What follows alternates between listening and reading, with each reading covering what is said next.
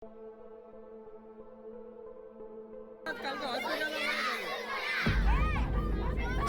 জুলাইয়ের পর 28 August hair স্কুলের সামনে ফের অবরোধ অভিভাবকদের।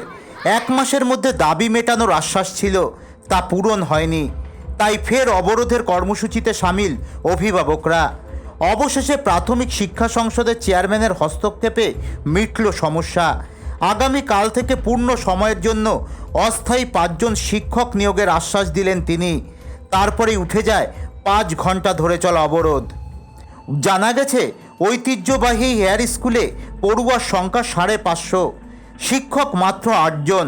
গত মাসে 1 জন শিক্ষক চলে গেছেন, এ মাসে চলে যাবেন টিচার ইনচার্জ।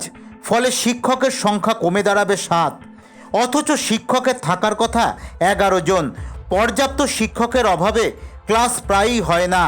তারই প্রতিবাদে ফের অবরোধে নেমে বিক্ষোভ দেখালেন অভিভাবকরা। গত 23 জুলাই শিক্ষামন্ত্রী পার্থ চট্টোপাধ্যায় কথা দিয়েছিলেন, অন্য জায়গা থেকে শিক্ষক এনে ঘাটতি পূরণ করা হবে।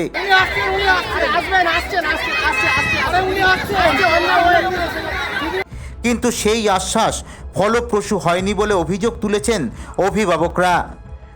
1818 সালে তৈরি হেয়ার স্কুল কলকাতার অন্যতম প্রাচীন ও ঐতিহ্যবাহী সরকারি স্কুল।